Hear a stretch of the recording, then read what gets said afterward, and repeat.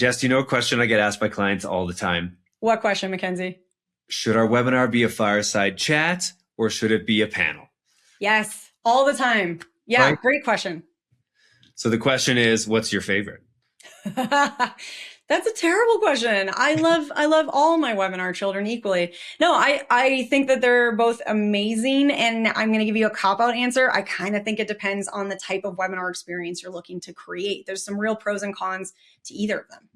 That's fair. That's fair. Okay, so then why don't we define what each one is? Because I also feel there's confusion around that. I would say a panel. Yep. It's a format in which the moderator is the center, guiding the conversation with two or more speakers, and they basically are in this sort of curated debate. The moderator takes that kind of conductor role, striking a balance between multiple viewpoints or narratives, finding both the common ground, but also reinforcing those points, and then finding the contrast. Where's the difference? And I like that. I like that, like friction. I like the gaps. I think that's the juicy bit. So I think panels are great for discussion and debate and going a little bit wider and exploring the variance around a topic. Would you agree? And then what do you think on firesides? What do I think about fireside? Okay, I like that. I think that's a good definition. That's a very clear definition. I think that that pivotal role of the moderator or the host is really important and kind of disseminating and getting, so you can hit on a wide range of topics and questions, and you're getting different viewpoints on each one of those. And I like that about a panel.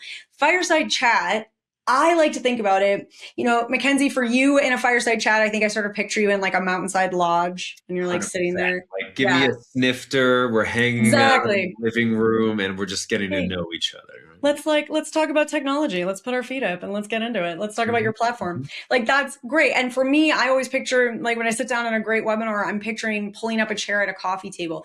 I think when we sit down in a webinar with our audience, we have this opportunity to actually engage in a real conversation with an expert in a topic.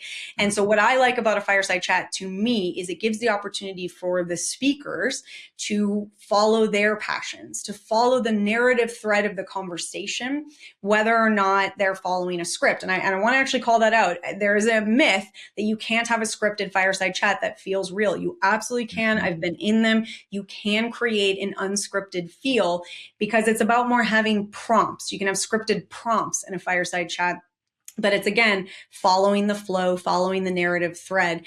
And I think what's important, one of the things you said, you hit on two or more speakers. I do think a panel is really well served when you hit into more of that like 3 or 4 speaker mark. Yeah. And I think that a fireside chat is a little bit better on that smaller scale. You can still have a moderator, that's fine. But you could also just have 2 speakers. You could have anywhere really, I think more than 3 speakers. What do you think, Mackenzie, would be too much? I feel like it's like the upper limit, because I think otherwise you get all these competing viewpoints and you're back to back. But I think a fireside chat could work, again, with that narrative arc, right? It might be that each person has their part of the story to tell, and it's just a matter of defining that flow properly. Absolutely. It comes down to the chemistry of the group, and that's knowing your speakers well and knowing whether or not you have a group that can just sort of engage, drop the walls, engage in a conversation, or whether they'd respond a little better to that guidance that would come with maybe more of a panel. Yeah, I like that. Okay, so I've got a number of B2B, B2B scenarios or topics we might present around, and then we want to decide if it's a panel or a fireside chat. So I'm going to throw these at you in kind of a rapid fire scenario. Jess, are you ready? I'm ready. Let's do this. Okay, first one is a customer case study. Fireside chat. I think with a case study, it depends on how you're doing it. What I'm picturing is a case study where you're really going in depth, where you've got one customer story, you're exploring in real detail and building that credibility. You could do a case study with a panel if you are having like that more surface level, like you're just sharing high level, company X did, action Y, that kind of thing. But I think for the depth, the credibility, fireside chat. I like that. I think the story makes it more fireside. Exactly. Okay, if you're sharing or discussing industry trends. Panel, you want to have contrast. Trends are not always black and white. Sometimes there's some nuance to them. Have a few different people or different voices within the industry.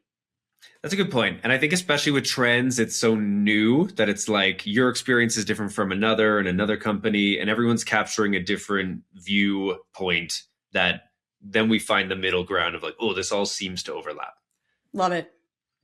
Okay, if it's an executive vision or thought leadership piece. Fireside Chat. This is where that authority really shines. You want that one clear storyline. You don't want a bunch of different stories coming into play as you'd get in a panel. So sit down, have a nice fireside chat. I like that. Okay, what about a partner ecosystem discussion?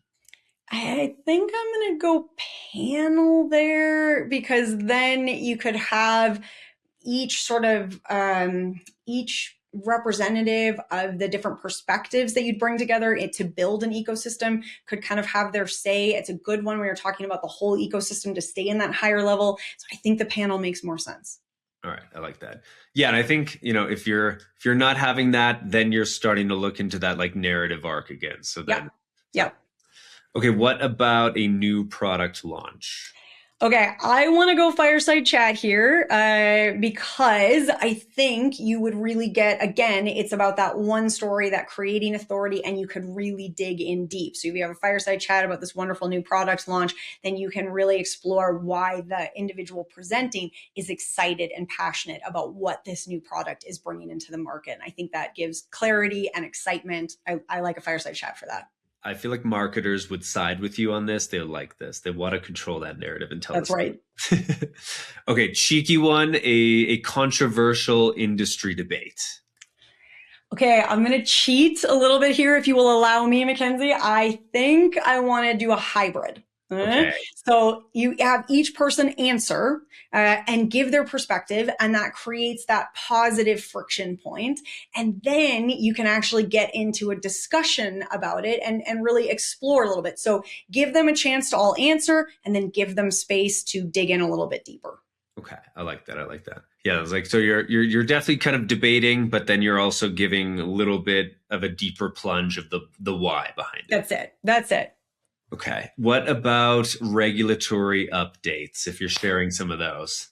I feel that there's nothing better than going back to your wonderful living room with the fireplace and your little snifter and hanging out and having a regulatory update conversation, right? Who doesn't want to do that? I do think... it doesn't sound that interesting, but I see where you're going. We're like, you need to look clearly at it. It is. You need to dig in. You need, and truly, I think if you're talking about maybe there was a series of compliance checks that you're suggesting, then maybe that's, and how to approach compliance, that could be more of a panel. But for a pure regulatory update, you actually have something that you need to dig in and explore and really understand at a deeper level. Then in that case, I think fireside chat, get that clarity, get that single, those one or two voices, and really make sure that you're getting that message across. Perfect. Yeah, you don't want to muddy the waters, the delivery. Nobody likes muddy water. No. Okay, sharing the findings of a report. Fireside. I agree. This was kind of a trick question on my part, because I have like a trend I've been spotting is that, I feel often this is just a presentation, one speaker, slides, it's pretty standard. But I've actually had a number of requests for people to have me on stage with them during a report, because it's so data heavy and it can get dry. It's hard to focus. And so then having a second voice there to respond, remark upon some of the more interesting findings, or ask some follow-up questions makes it this sort of fireside chat, organic dialogue. Organic. That's the key. And in some cases, I think, Mackenzie, what you and I do as moderators is serve as the voice of the audience. So having that second person there to say, ooh, explain that to me. Or I thought that was really interesting too. Can you tell me more? Helps the audience feel like they're part of the conversation rather than just getting a data dump. I love that. Yeah, it's 100%. We've got that one. Okay, last question, or last use case, comparing different approaches in the market. Panel, because we're looking at various different approaches. So let's get them all represented. Yeah, I agree. I think, these differing viewpoints help buyers evaluate, and you really want to get all those voices in the room.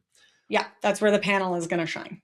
I love that. Okay, so to recap, we've got going depth on the fireside chat, width, if you will, on the panel, and a lot of viewpoints exploring the differences on the panel, whereas kind of a controlled narrative, more of a storytelling on the fireside chat.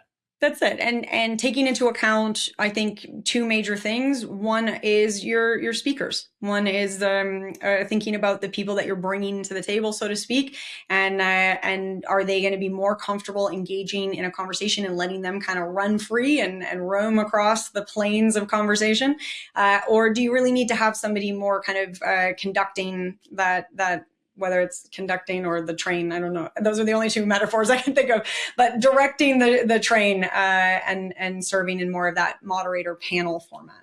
Yeah, I like that. And that's a good point. Like, think of who your speakers are and how they're going to best perform. Think about the content you're trying to put out there and how it's best delivered.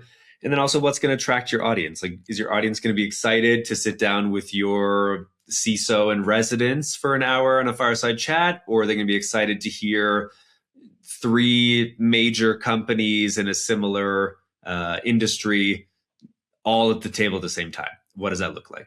And I think that's it. I think, so that's what we've said. There are two things you really need to take into account. One are the speakers that you're bringing into the conversation. And the second is the audience that you're hoping will stay and enjoy and get something from the conversation. So those are your two big things. So it is not a one size fits all. There is no one set answer. You should always do panel. You should always do fireside chat. I think there's always a little bit of art in the science here, and as much as we always want to have X equals Y and then we march forward, I think in this case this is a little bit in that creative space. It's a little bit what works well for you, what works well for your story, and feeling that out. And that's really where the fun of live events are. I like that. It's true. Live events really are fun. They are. Okay, be honest. As we talk through this, did you pick a favorite? No, I know. I think no. So but the duel is still on. The duel is still on. We'll revisit this later. I like them both. I love both my webinar children. I don't think I can choose. Next time, let's introduce demos and let's just make it even more complicated. Next round, demos, roundtables, and something else. Fantastic. Chaos. Let's do it. Done. Well, until next time, Jess. Are you battling the fireside chat versus panel dilemma? Well, reach out at futureb2b.com and we'd be happy to brainstorm the perfect solution for you. Full contact details are linked in the video description.